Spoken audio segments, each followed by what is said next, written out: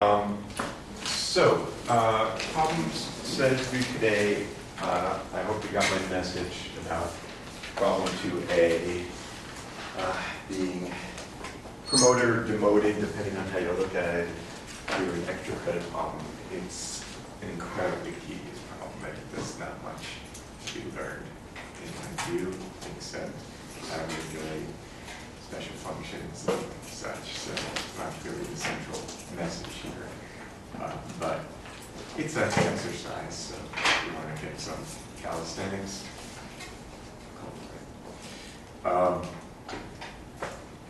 alrighty. There is another problem set coming, and Gopi will hold all office hours on Tuesdays at 1 o'clock. Okay? In room 30. But we'll get started next week because I haven't gotten the problem set yet. All right? Very good. Okay, so the topic we're discussing, and that we will be discussing for the next few weeks, is perturbation theory. And it's a very important subject. We use it all the time. And right now we're talking about so-called time-independent perturbation theory, where what we're looking at are trying to solve the time-independent Schrödinger equation. And in particular, what we're looking at are bound state solutions, okay? So we're looking at situations where we have a discrete spectrum. That's important. And so in the context here is that we're looking at a situation where our Hamiltonian can be broken up into some dominant piece that we call H0 that we typically know how to solve exactly, and then some small perturbing forces that are encapsulated in some additional Hamiltonian that we call H1. Okay? So there's some characteristic energy scale associated with H0, and there's some characteristic energy scale associated with H1, and this perturbation theory assumes that this is a small parameter. Okay? So what we did last time was to write down a formal solution based on a power series expansion where one writes the Hamiltonian with some bookkeeping parameter, lambda. This is not a physical parameter, although you can think about it as being related to the ratio of these energy scales. It's a way of us keeping track of orders of a perturbation, okay? And so what we did is just wrote down a Taylor series expansion for the energy eigenvalues and the energy eigenvectors, or stationary states. And we did that expansion, collected the terms, and what we found was the following. So the first order correction to the energy is just given by the mean value of, or the expected value of H1 in the 0th order state, okay? And to first order, there is an additional piece of the state then, the stationary state is changed to first order in the perturbation. And that additional little piece depends on the off-diagonal matrix element between the stationary states of the 0th order Hamiltonian. So to first order, we have the 0th order piece and then a small correction. This is unnormalized. And that small correction mixes in, as we say, really superposes in the other bound states with a probability amplitude that depends on this ratio. The ratio of the off-diagonal matrix element of the perturbation Hamiltonian compared to the energy difference in 0th order. And this, in some sense, really is what is really meant by this. Okay? So that's meant to be a small number. Okay? If it's not, well, the whole perturbation series breaks down. Okay? So it's clear that this procedure as it stands will completely fail if this denominator blows up.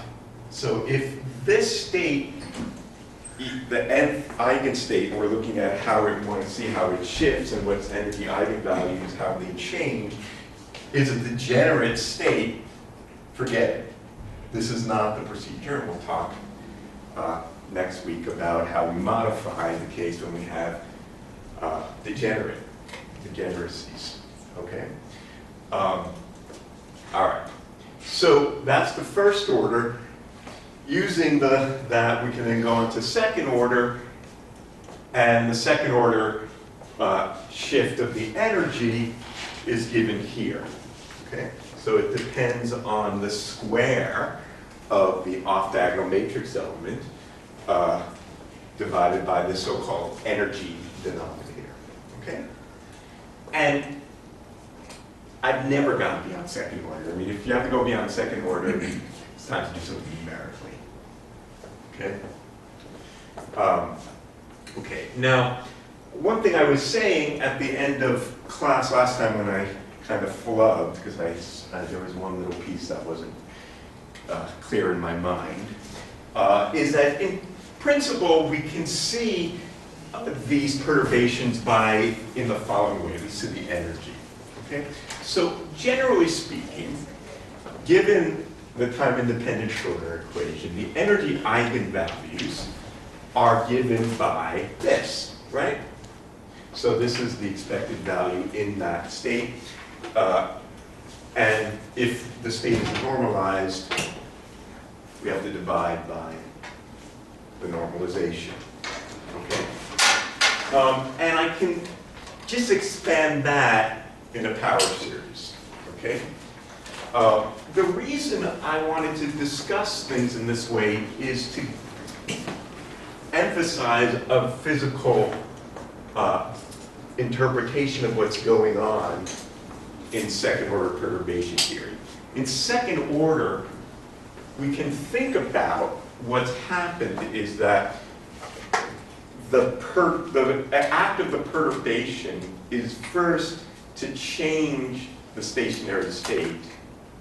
And then that new stationary state is perturbed, give a new energy eigenvalue. And that's a second order effect. We're going to see a physical example of that in class today.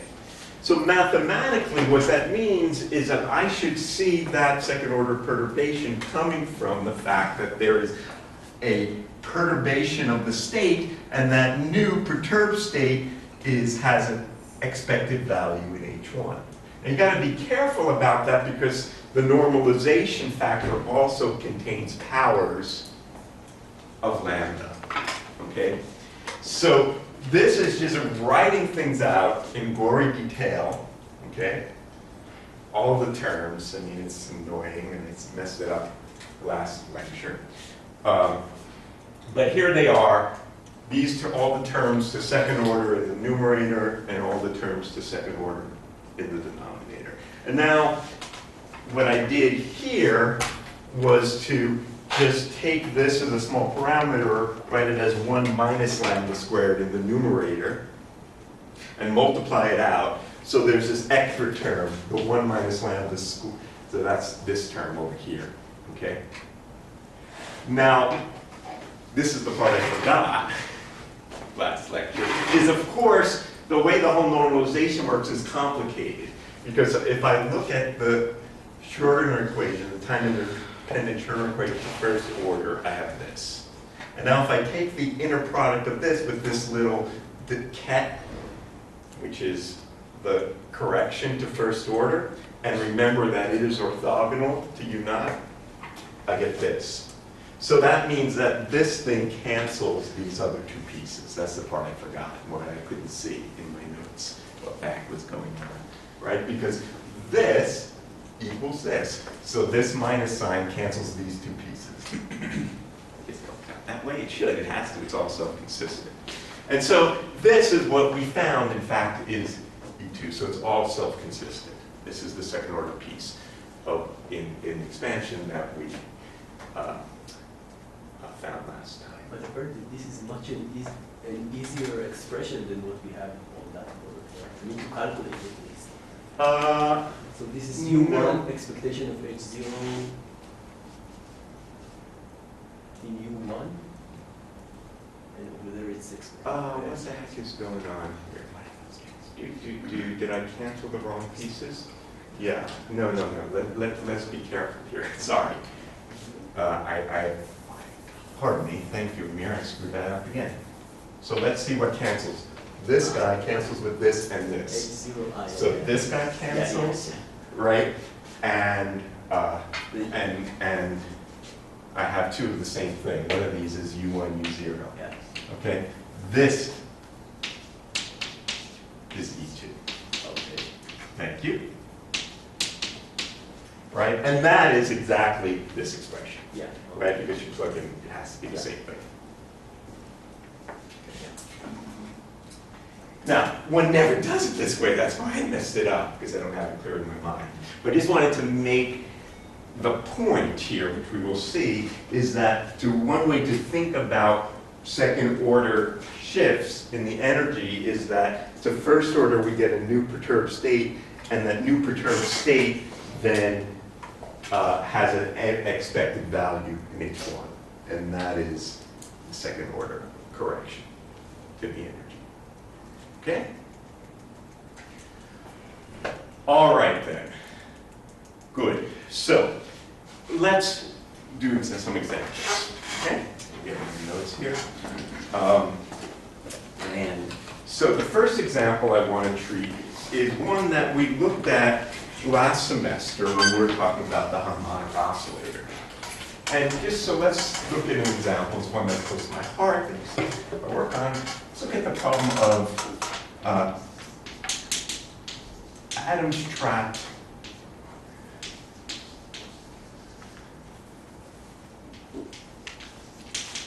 in an optical lattice. Now, this is the physical context, but mathematically what's going on is that we have a sinusoidal potential. Okay, so this is a standing wave of light, and this standing wave of light can be used to trap very cold atoms. Okay, so we have an atom trapped at this position. This potential, let's say, as a function of x, is some standing wave depending on the intensity, okay, which is the square. Okay. So this is my wave number of the laser beam. Okay? And what we solved last semester is that we can treat this when the particle is near the bottom of the well as a harmonic potential. Okay? But of course, that's not exactly true. The potential is this. So what we want to calculate are the corrections to that harmonic approximation of the potential. Okay? So my Hamiltonian, the complete Hamiltonian, in this case is a simple case. This is the mass of a whole atom, in this case, plus V0 sine squared x. Okay? Now, we can write this as in the harmonic approximation.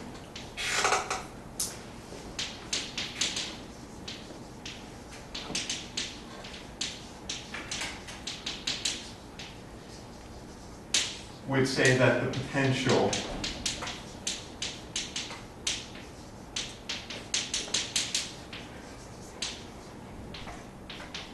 is harmonic. Okay? So that from that we can solve for the oscillation frequency of the particle in the web in the harmonic approximation.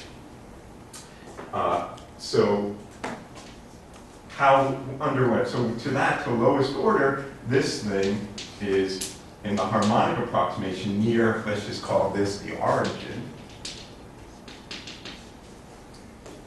is to lowest order this, okay, the harmonic approximation. So that tells us in the harmonic approximation that omega squared is equal to 2 V naught KL squared over M, okay? Or H bar omega squared is H bar K squared over M, which is 4 V naught times something we call the recoil energy, where E recoil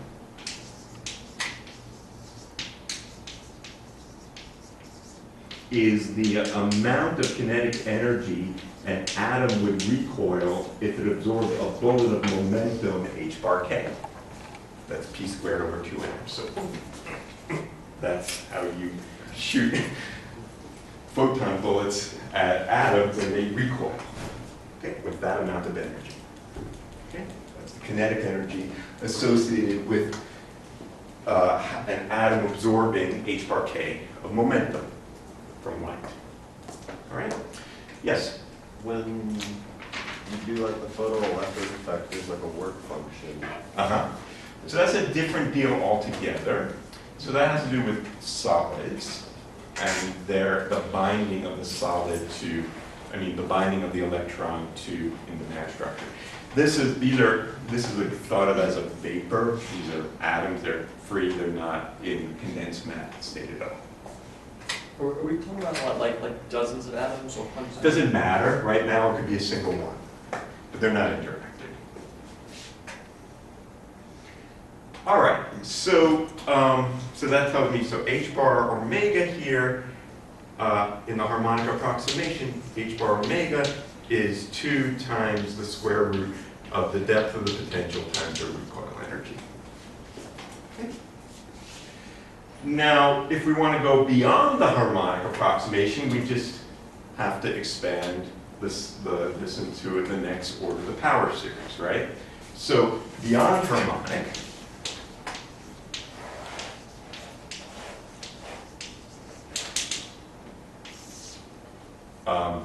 so sine kx squared is kx minus a sixth kx cubed plus ... Okay. Sure I don't screw anything up here. And then squared. Right, and then it's all squared. Right. So that becomes kx squared, that's the harmonic term, and then the cross term here minus a third kx to the fourth. So there's a... the fourth on the outside. Yeah, thanks. So there is a quartic correction to the potential, okay? All right, so with that said, what we see here is that the Hamiltonian is approximately equal to P squared over 2m plus 1/2 m omega squared x squared minus a third k v naught times KL x to the fourth power. Yeah, someone had a question?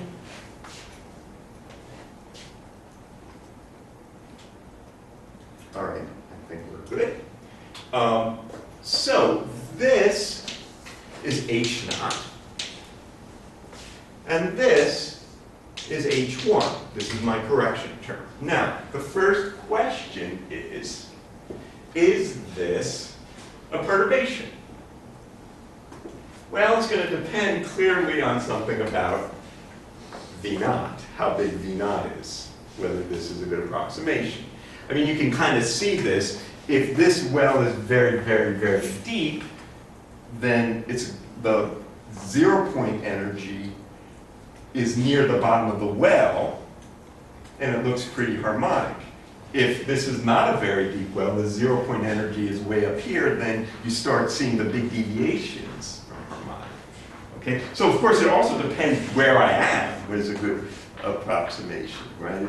The guys that are up near the top of the well are going to be less of a good approximation than the guys near the bottom.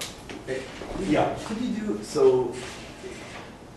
Could you identify H naught as a free particle, and you know, if V naught? No, because it's about bound states. Okay, so you cannot do perturbation theory on unbound states because they have degeneracy. So, I mean, you can't do this kind of perturbation theory. Yeah. Is that like infinite degeneracies or? Yeah, it's infinitely degenerate in that case. Yeah. So this is all about bound states. Yeah. Okay. All right. So, so how are we going to identify the energy scales here? Any ideas? The energy scales? Yeah. Where's the H one bar from omega? okay? Yeah, that's one scale here. But what about the scale here? Where's the 1/3 come from? That's from squaring this 2 times this.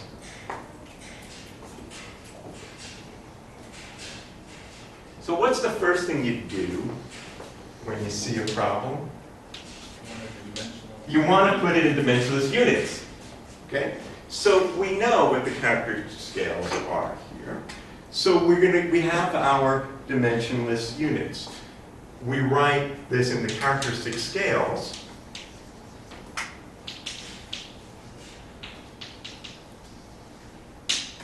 Of the harmonic oscillator.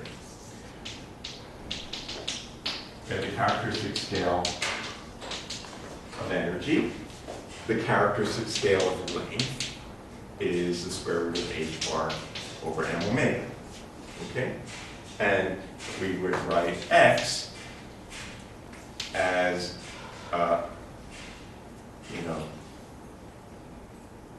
xc times the dimensionless x, where the dimensionless x is a plus a dagger over root 2, right? So let's take a look at H1. So H0, we know how to write that in dimensionless units. That's h bar omega times a dagger a plus a half. That's the harmonic oscillator, written in dimensionless units, with the characteristic energy scale factored out. Let's look at H1. H1 is minus 1/3 the depth of the potential. Then I have KLX characteristic to the 4th times dimensionless. Okay, so this is the characteristic energy scale of H1 compared to this scale. This is, of order 1, and this is of order 1 there, and then this is this energy scale. So that's my characteristic scale, energy scale for H0, and this is the characteristic energy scale for H1. So let's see what that is. So we have minus, so aside. The characteristic energy scale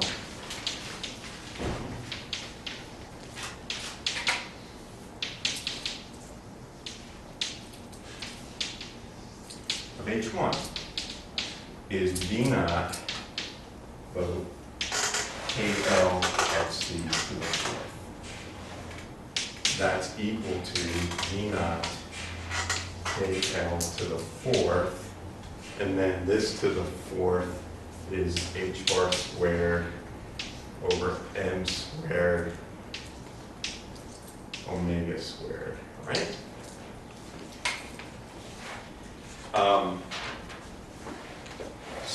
we have a variety of relations here. We have this one. 4 V naught times the E recoil is h bar omega squared. So let's plug in for V naught in terms of omega over there. And so we get h bar omega squared over 4 times the recoil energy. That's V naught. Okay, plugging in for that. Times h bar, I'm going to put it to the 4th, KL to the 4th over n squared h bar omega squared. Okay. And this, this guy's canceled. And what I'm left with is h bar to the 4th, k to the 4th over 4 n squared. But that's just the recoil energy squared. Okay? So this characteristic energy scale is nothing other than the recoil energy in this case. So, what we require for this to be true is that the recoil energy required for perturbation theory, that the characteristic energy scale for H1 is small compared to the characteristic energy scale for H0. So we require this to be much, much less than 1. Okay? And of course, according to that, this says that the square root of E recoil over V naught is also should be small compared to 1. That's really what this is saying. So if the depth of the potential is too small, this is not going to work. You got to have a deep enough potential, and the depth of the potential has to be big compared to the recoil energy. Yeah, you had a question. Yeah, I think you pretty much answered. I mean, I guess like, so if the energy that the photons are knocked around the atoms is greater than the depth of the well, Yeah, I mean, it starts to mess everything up. that's right. It's not a perturbation anymore. Okay. It's not a perturbation anymore. So this is the small parameter, okay? By the way, for those of you who may someday be aficionados, this is known as the Lamb-Dickey parameter, and we'll talk about that someday. Is the square root of the second equation really necessary? No, it's not, but I mean, it would still be true if it wasn't. But this, I mean, the square root makes the thing in general a little bit bigger because it's a small number, right? The square root of a small number is bigger. So this is really a more tight bound. So do they both have to be true, or just one of them? This really is what has to be true with the square root. What would be true with the other thing? All right, so we're going to assume that's the case. And now, do perturbation theory, okay? So our Hamiltonian is equal to h bar omega, a dagger at a plus a half, minus a third of the recoil energy times the dimensionless x to the fourth power. Okay? This is H0, and this is H1. So now I ask you, what if, so our stationary states to 0th order are what? The hiding states of the Higgs oscillator? Yeah. So to 0th order,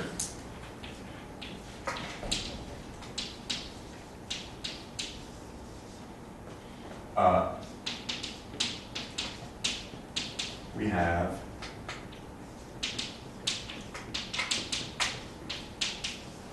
this is UN0, this is EN0, and this is, yeah, it's also UN0. That's the 0th order solution.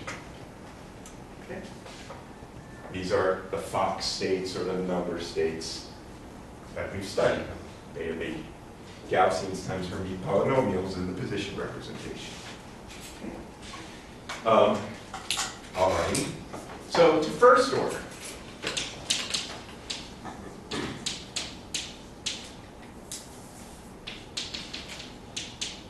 What is the shift in the energy? The expectation value of x to the fourth. Right. In the nth energy level. Okay. So that is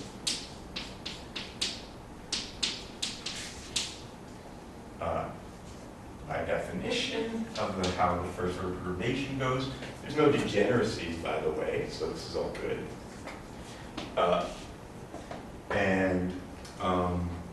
This is minus a third of the recoil energy times this.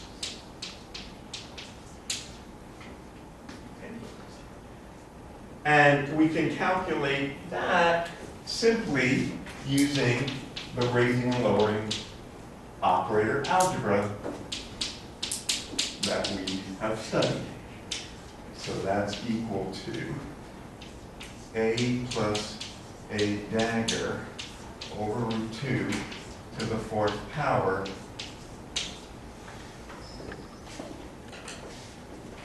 okay? And so let's see. So that is 4. We have. Couldn't you input like identity matrices inside like x squared? So you have x squared times x squared. Like put n ket and bra in You between x could, squares. but then you'll have off-diagonal elements, and I don't see how that would make life easier. You could, but it doesn't. I don't see how that makes the calculation easier in this case. All right. So, but what we can do simply is first I'm going to square it. Now, here's the trick.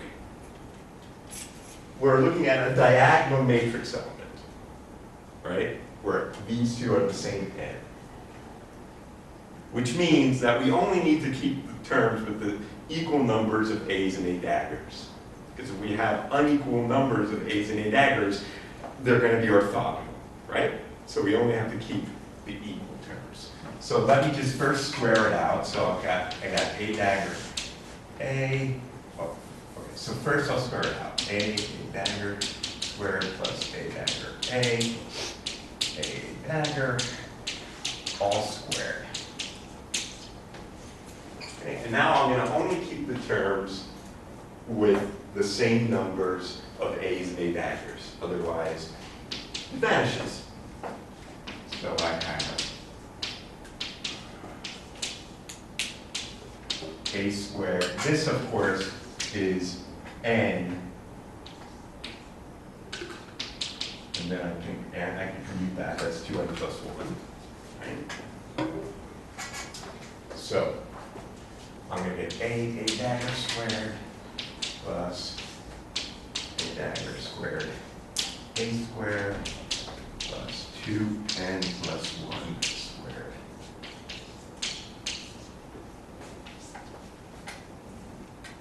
Every other term will have an unequal number of a's and a daggers in the product. Those are the only terms that have equal numbers of a's and a daggers. Okay? And now I can see the following. This first term is this times its conjugate, which is the square of the norm of that first term. You see that?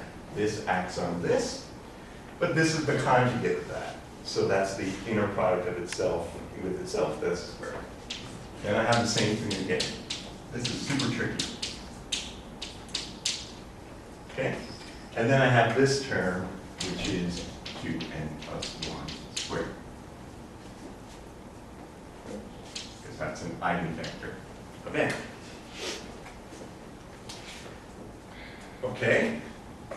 So now, I ask you to scratch your head and remind yourself, what is a dagger acting on n? N plus 1, root n plus 1 times n plus 1. Very good.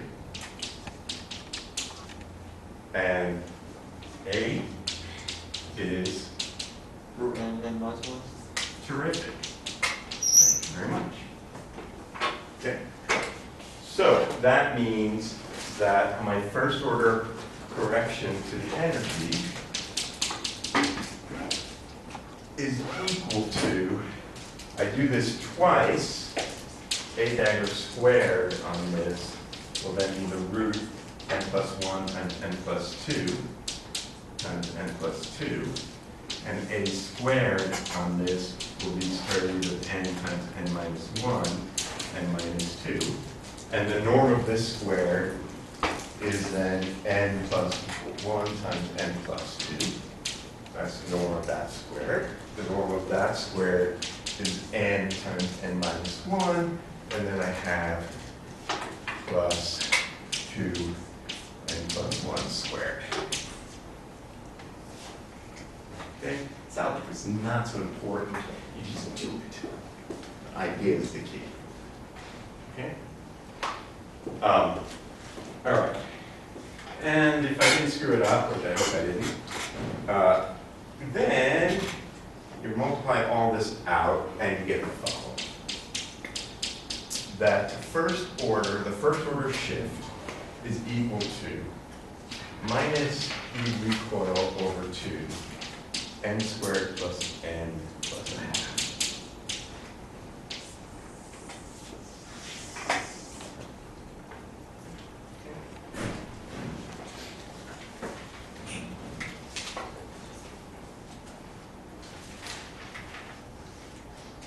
All righty. So, what that says then is that as n gets bigger, the shifts get bigger. So since this was my harmonic oscillator, the 0th order. So this is the ground state to 0th order. This is the first excited state to 0th order. This is the second excited state to 0th order. Then each one of these gets shifted down a little bit. But the shift is a little bit bigger as n goes up. So these are no longer equally spaced.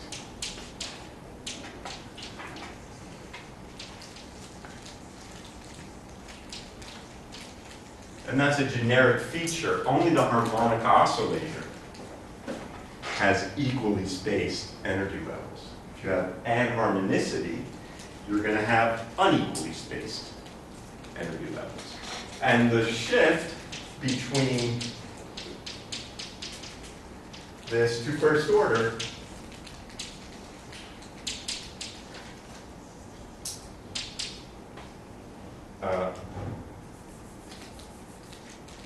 so the difference between those is no longer h bar omega, it has an additional factor. Yeah? So does the energy go down because the curvature of the well is actually a little bit broader than a parabola? Mhm. Okay. That's right. That's right. And of course, the ones that are higher up see more of that curvature decrease and they shift down more. Okay. That's exactly right. Is the spacing also influenced by the depth of the well? Well, indeed it is, because once I get to higher order perturbations, so first order, you see this doesn't make a difference, right? This energy spacing just depends on the recoil energy. Okay. But indeed, if I went to higher order perturbations, as I was saying, the ones near the higher in the well are going to feel a much different perturbation than ones near the bottom of the well. So it's really, this is only good to first order. But can you consider every n to first order, or the fact that you have higher n means that you're more, outside? Sure. So really, we have to be quite careful, because in reality, of course, if this is an infinite well, there is a degeneracy that I have ignored. This actually can tunnel to the other side. So there's really a band structure here. There's not a single bound state, there's a band structure. But to the degree to which this tunneling is negligible, then I treat them as isolated wells. So there is, you know, some fudging going on. All right, so this is just an example, just to show, you know, how it works, how you do perturbation. Here it is. Do this. All right, so now I want to talk about another example. I want to talk about perturbing a hydrogen atom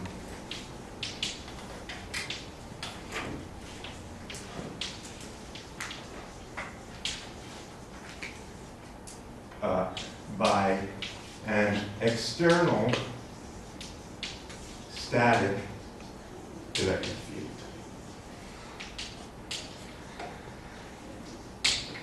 Okay, so we're imagining we have a hydrogen atom, and we're going to put that hydrogen atom between some capacitor plates. Okay, make an electric field. Now, what letter should we use for the electric field? E is annoying because E is energy. So quite often condensed matter physicists like to use F, but I refuse to do that. So we're going to use script E for the electric field. Okay?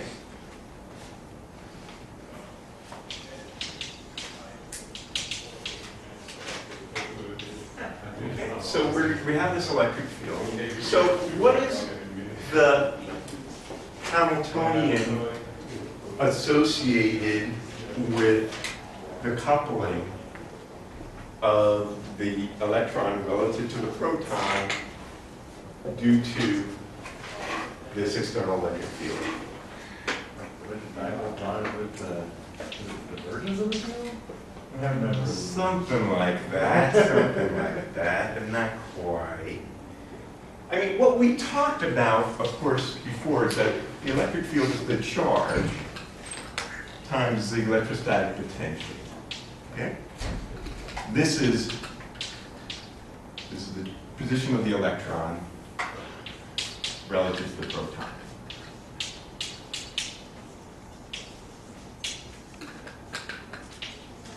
We're not treating the center of mass. We want to see the perturbations on the binding end, the mass, right? And what is the electrostatic potential? The field is just proportional. Proportional, right? We know that the field is the gradient, right? This is the gradient of the potential, minus the gradient, sorry, right? E is minus grad. So what's the potential? Just proportional to x. Yeah, so this is equal to minus x time dotted into the electric field. Okay, that's the potential. Just going to take the minus the gradient of that, you get the electric field. Okay. So my E1 here is equal, my H1 here is equal to minus EX, that's the dotted into E, or minus D dot E, where this is the electric dipole moment.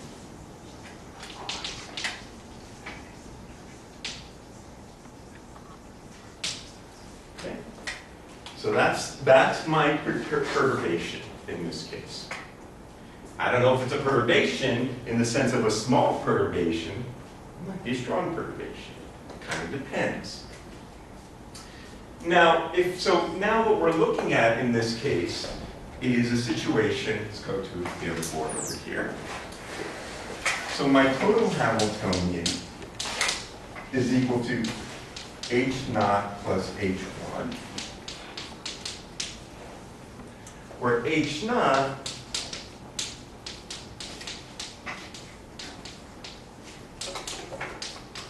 is the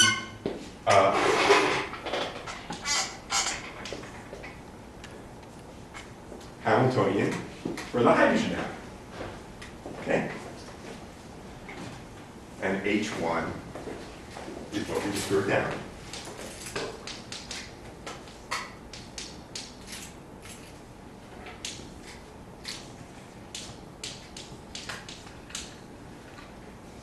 treating the electric field as a classical field. Okay? So, is this a perturbation or not? Well, this is really also kind of tricky in the same kind of way. Let's just sketch this along the axis of this. Let's, for example, let's just choose the direction of electric field to be the z direction. Okay? So that this is that. Okay? And let's just look at the total potential energy, which is the sum of the binding energy to the proton and the electrostatic energy associated with the charge in the field, right? What does it look like? Well, in the absence, the zeroth order guy, of course, looks like this, right? That's the 1 over r potential, 1 over z potential, right? So that's H0. And then I have, on top of that, I have a potential which is that. So this is my the proton field, potential due to the proton, this is the potential due to the field, the external potential.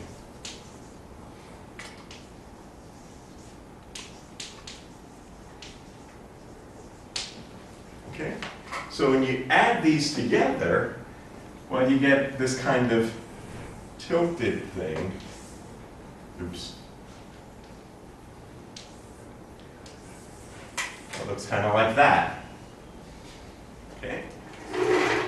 Now, somewhere down here is the ground state of hydrogen. It's unperturbed. Okay? Suppose. All right, now, a few things to say about this. Firstly, this thing, no matter what, ultimately, for z big enough in magnitude, this completely dominates over the proton field. So ultimately, this is really, can never be exactly a perturbation.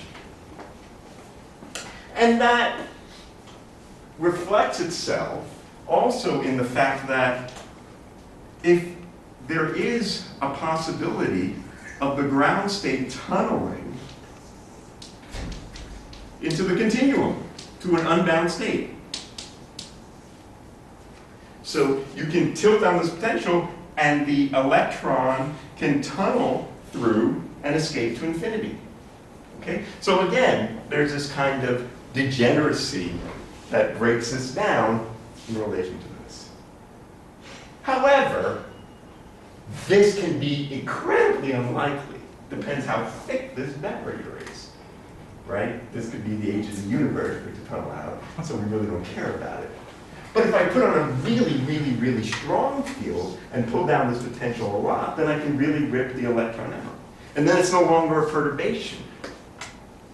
And in fact, this is the kind of thing that is a hot topic of research of very high intensity fields in very short pulse lasers that can, you can rip the electron out of a hydrogen and then push it back and make it collide back in with the core again and see stuff happen, the high harmonics of X-rays and stuff like that. So it's a hot topic, this kind of integration. But typically, we can ask the question, what if I had just a static electric field, under what conditions would that static electric field be considered a perturbation? Any ideas? The slope of that line has to go down. Yeah, I mean, we want it to be, something that's more flat. So what sets that slope, and what am I comparing it to? Is it like the depth of the well compared to QE or Something. I mean, so there's the electric field, this is the applied field. Under what conditions would we consider this to be a small electric field? Small compared to what? H naught. To what? I would Compare compare. the. But H not's an energy. I'm talking about the electric field. You compare the charge times the electric field with Uh-huh. the Rydberg energy. Yeah, something like that. Which we said, we calculated that in the homework. There's two characteristics. It means exactly what you're saying, written in a slightly different way. There's two electric fields, if you like, that the electron is seeing. There's the electric field coming from the proton, and this is the electric field that I'm applying. The electric field coming from the proton is small compared to the applied electric field. Well, then that's not a perturbation.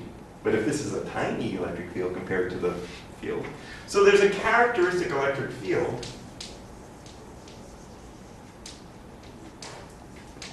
internal to the hydrogen atom. You calculated that in your homework. That characteristic electric field is this in atomic units.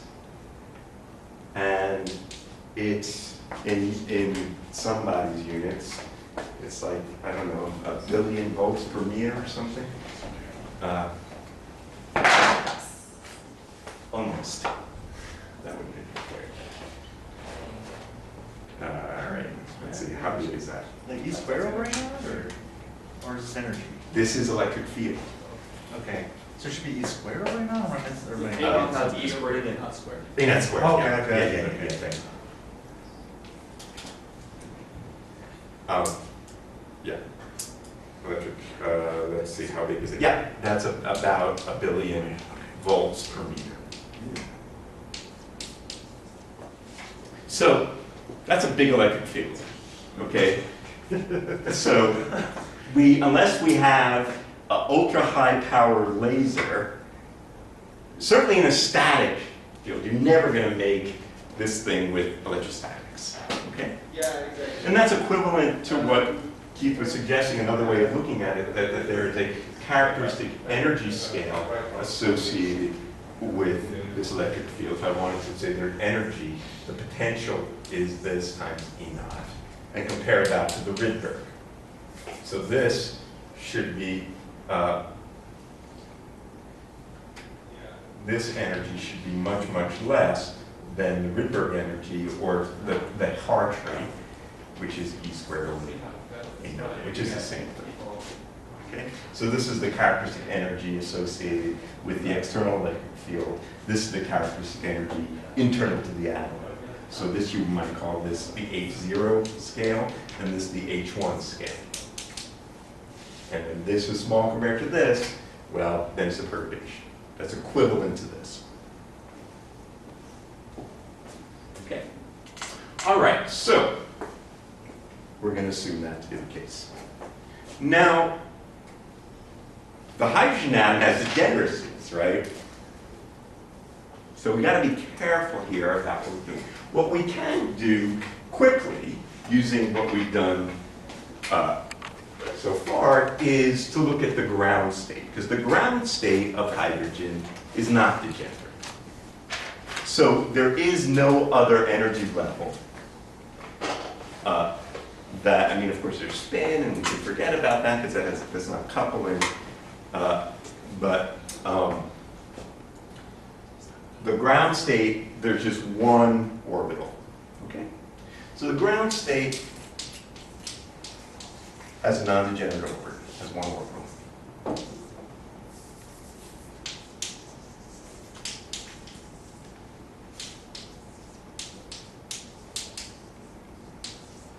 The one s orbital. Okay? All right, so now let us calculate the first order shift to the ground state.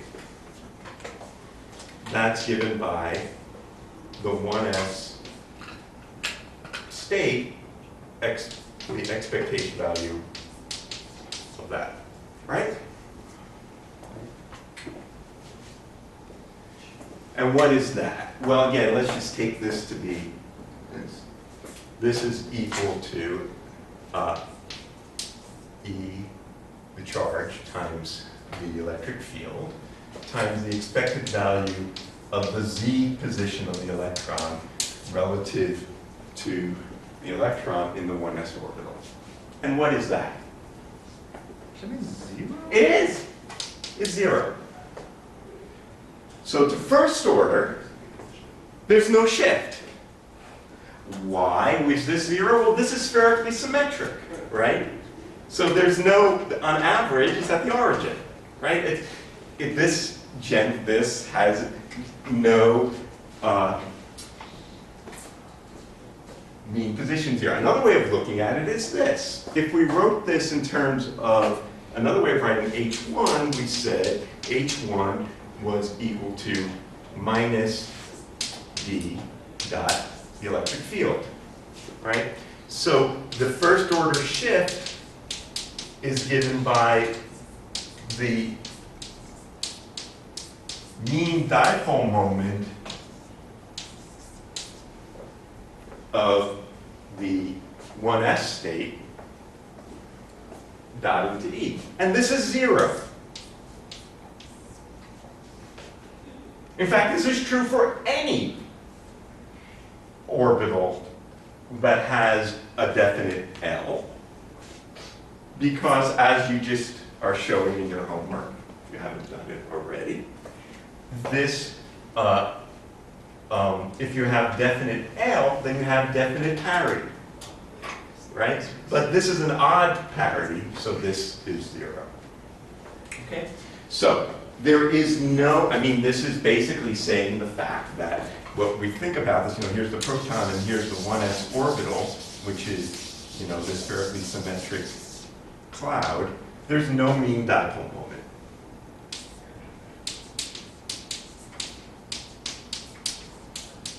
Which means that to 0th order, there's no energy shift.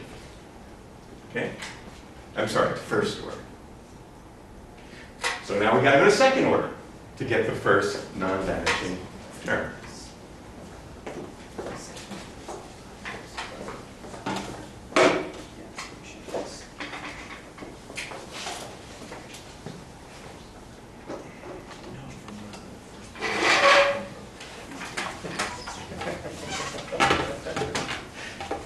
All right, so the second order.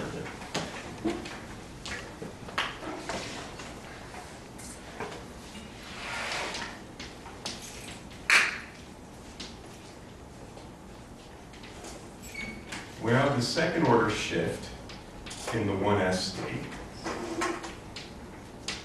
we have to use the formula that's written over there.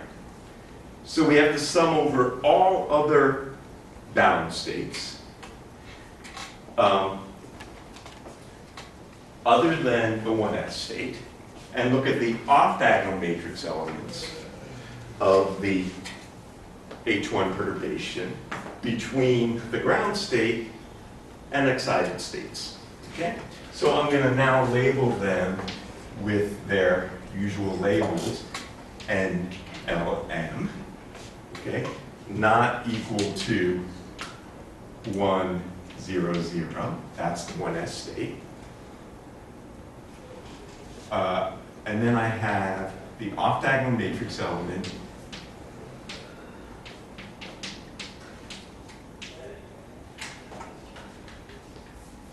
of that divided by the energy denominator, E1 minus E. Okay? E1 is the ground state energy, and E sub n is not equal to, it's all the exciting energies. Okay? All right, so now we got to do that. So that's equal to E squared, the electric field squared, sum N, L, M, Z hat, 1, 0, 0 squared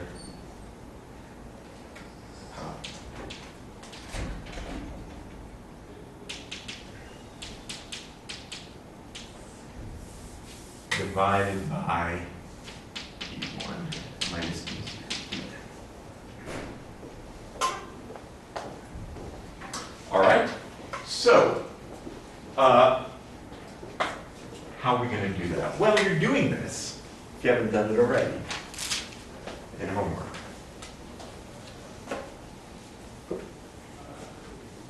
So, we'll do this, we'll give some of this away, just to remind you how this goes. Let's do a little aside over here. And let's calculate this. All right? You have a question? No, please. Okay. You have one. Well, we were just trying to guess what you're gonna do. so- Oh, okay. All right, well, let's see. Well, what's a suggestion about this? Maybe try writing Z in terms of R. That's Right. How to take So that. generally speaking, we're going to see some tricks of the trade of this as we go forward. But what you're doing in class now, in homework now, is an example of the Wigner-Eckhart theorem. That is to say, what you're looking at is we can always write this in terms of the wave functions.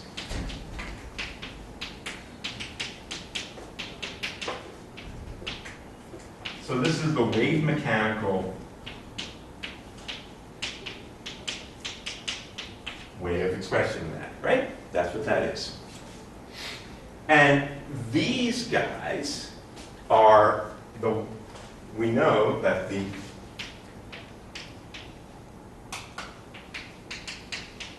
this is my radial wave function times the YLM. Okay? Now here's the trick in this kind of thing.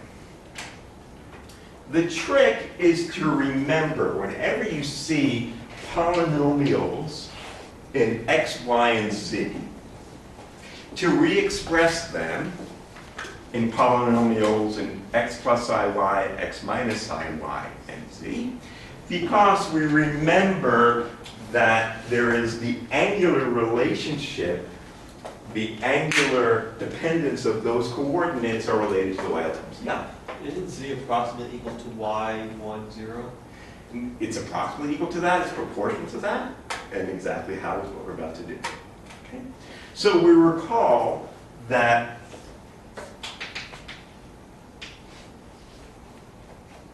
y10, or r to the power 1, times y. Let me tell you something else first. The r to the l's, y, l, n of theta and phi are what we call the solid harmonics. They are the spherical tensors that we'll talk about a little bit in a few weeks. Okay? What symbol is used? There's no standard. I usually call them capital script y, but there isn't a standard. So, if we look, for example, this has 1 power of r. Z is r cosine theta, right? That's what z is. R times y10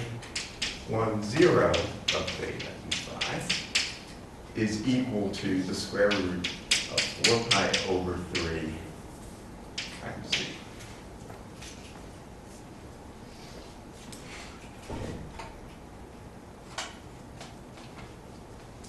So, we can rewrite z as the square root of 3 over 4 pi r. So this is the angular dependence of z. So now we can plug that in here. So what do we have? So this expectation value then is, well, I have the radial integral. The radial integral has 1 power of r times u and L of r squared. Then I have the angular integral. The angular integral has a y star Lm. We have z, and we have y0, 0. So we have this is something you get all the time, this product of 3 spherical harmonics. Should the u and l of r be squared, or should that be u and l times u 1, 0? Oh, thank you very much. Thank you, Paul. That's absolutely true.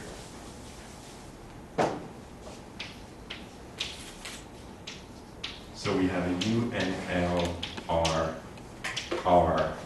u 1, 0 of r. Right? Because it's an off-diagonal matrix element. Thank you.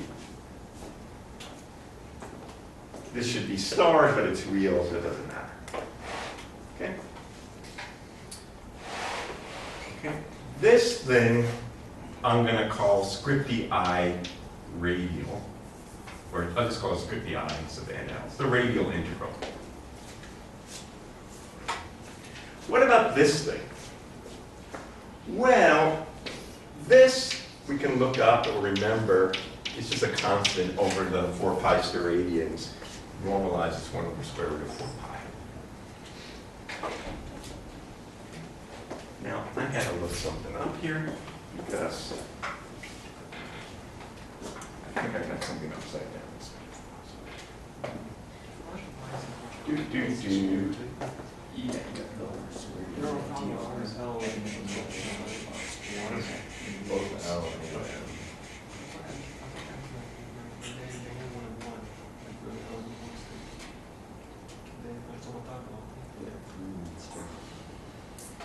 Yeah, I got it upside down. I thought I That's just a constant. did. Yeah, it is just a constant. It's not so important. This is 4 pi. Do you do this so they 4 pi cancel? Yeah, they have to. That's correct. And I'm doing it because in order for them to cancel, they do cancel. All right, so this is a constant. And then what about this? That's Quadratic delta? Yeah. And for both, so we have to have delta, L has to be 1, and delta, Quadratic delta M has to be 0. Both have to be true, okay?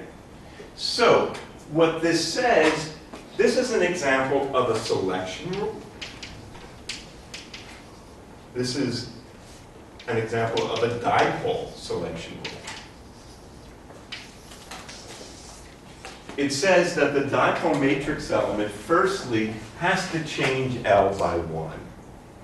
So if I start in an S state, electric dipoles can only connect me to P states. I can't connect to D states, F states, GH, I, J, K elemental Ps. I can only connect to P states. Okay? The M relation here came from the fact that this was Z and not X or Y. We'll see why the heck that's true soon.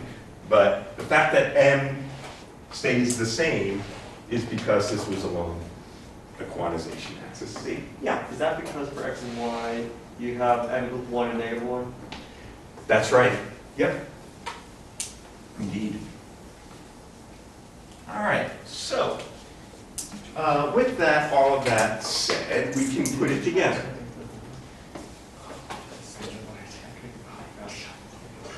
Of course, remember that E sub n is E squared over 2a naught times 1 over n squared, right? That's the binding energy of the hydrogen atom. there's no n selection rule, it's just the L selection rule. So putting that all together, we get the following. The second order shift due to this is equal to minus 2 e squared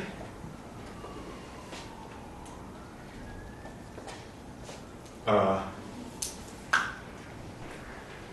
the e squared is canceled, right? It's the electric field squared times a naught cubed times the sum over n not equal to 1, the radial integral for n squared over 1 minus 1 over n squared. So that's coming from the denominator over here. 1 minus 1 over n squared. I factored out this minus sign out here, and then I have the radial integral squared up top. Does this have the right units? I don't know. It's energy, right? Now, you have to live with me for at least another few months. And in CES, the energy density has no epsilon naught in it, right? And you remember energy density from electrostatics is like E squared, right? So E squared is energy density, energy per unit volume. That's what E squared is, and this is volume. So yeah, that's the right units. Okay, so that's what it is. This radial integral, in this case, these are I only am summing over the p states, right? All the L's in this case are 1. In this case, that's the only ones that survive here with n equals 0. So all of these are my n p states. It's the only non-zero matrix elements in the numerator there. Now, it turns out that you could do this sum. This was done by Hans Bethe and Salpeter, and people solved everything about hydrogen back in the day. And you can actually do it, and you get the following: 9/4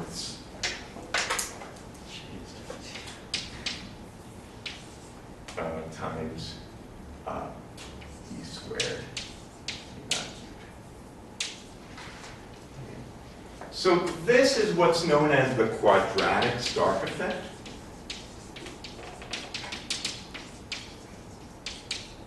So the Stark effect is the fact that the spectral lines of hydrogen shift in the presence of an electric field. It's quadratic because it's quadratic in the electric field, and that's because we went to second order. Yeah. But the shift doesn't depend on n? Yeah. And is No, I'm sorry, this is not, this is, pardon me, this is the 1s state. We can only do this for the 1s state. Right, I'm sorry, yeah. This is only for the 1s state. All right. Now, why is this second order? Now, we'll finish this up next time, but let me just come back over here and just to say the following. What's going on physically in this problem? Well, what we said is, to 0th order, there's no electric dipole moment. Therefore, there's no first order energy shift. However, what is happening is that to first order, if I apply an electric field, say, in this direction, what that will do is the electron cloud will shift up, right? And so I will have the perturbed atom to first order. Let me write it over here. To first order, the perturbed atom will look like this. The nucleus won't go anywhere because it's so darn heavy.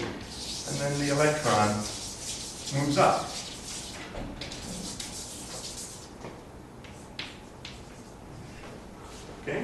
And so there is an electric dipole moment induced. That induced dipole moment is equal to the perturbed 1s state.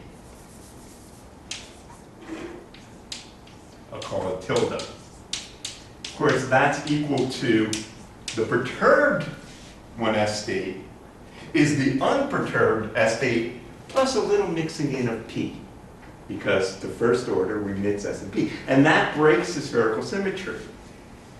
Now this induced dipole moment interacts with the field and lowers the energy.